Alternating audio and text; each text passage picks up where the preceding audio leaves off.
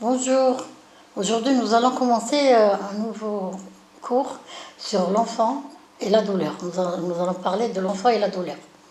Plus l'enfant grandit, plus il fait appel aux expériences passées au cours desquelles il a été rapidement soulagé par des traitements.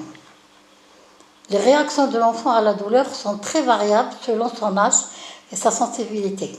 La durée de l'hospitalisation, le rôle joué par les parents et le personnel de santé. La réaction du grand enfant à la douleur. Une petite maladie est souvent l'occasion pour l'enfant de ne pas aller à l'école, de se faire dodoter, alors qu'une maladie sérieuse accompagnée de douleur peut avoir des répercussions graves sur son psychisme. C'est-à-dire là, l'enfant va trouver un prétexte comme quoi il ne part pas à l'école. Et il va parler de son mal, de sa douleur. Alors là, on continue. L'enfant ressent des douleurs comme une punition. Il se sent maltraité, il se culpabilise, il pense qu'il a été méchant, il fait des rapprochements avec des événements malheureux de sa vie. L'enfant appréhende de mourir, il se pose des questions et interroge autrui. L'enfant ne comprend pas la souffrance physique, il en a peur, ne peut la maîtriser, il est triste, il est anxieux, il est parfois en colère et agressif envers l'adulte, souvent avec le personnel de soins. La réaction du nourrisson à la douleur. Tout à l'heure, nous avons vu l'enfant, le grand enfant, maintenant c'est le nourrisson. Le nourrisson est en ressource face à l'éruption d'une douleur. Il ressent une agression et l'observateur en interaction perçoit nettement une hostilité comme un reproche.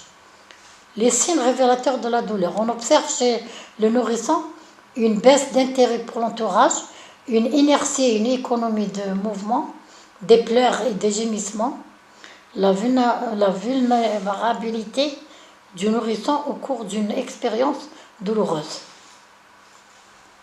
Il ne dispose pas des moyens cognitifs tels que la mémorisation de l'expérience douloureuse qui a eu une fin ou l'espoir dans le résultat d'un traitement.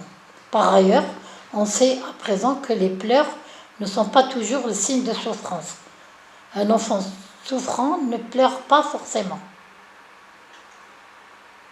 Oui, bien sûr, quand il s'agit d'enfants avec la douleur et une souffrance, il ne va pas prendre en considération le mal qu'il a.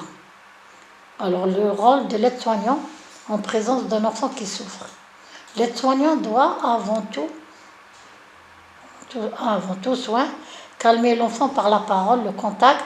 Il doit en particulier nommer la douleur pour évacuer la culpabilité de l'enfant.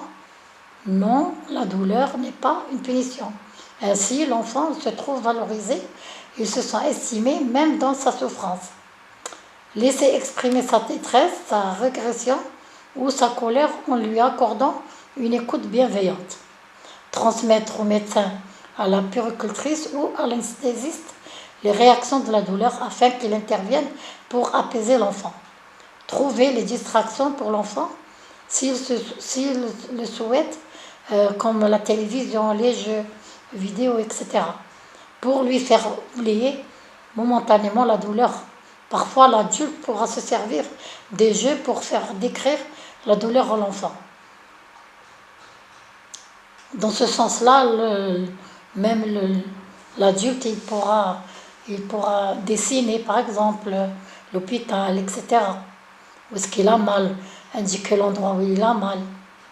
Câliner et bercer le nourrisson, lui donner une sucette dont les effets antalgiques sont aujourd'hui prouvés, selon les directives reçues. Soulignons que les massages aujourd'hui, très recommandés car sont antalgiques.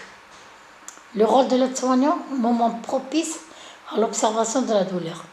La douleur peut apparaître à tout instant, mais le soignant observera plus particulièrement l'enfant au moment suivant.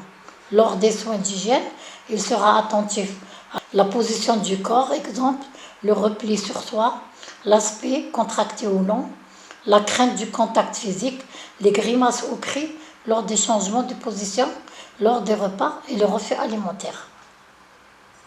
Lors des passages dans la chambre, l'absence d'intérêt pour les jeux, l'absence de communication ou l'agressivité, etc.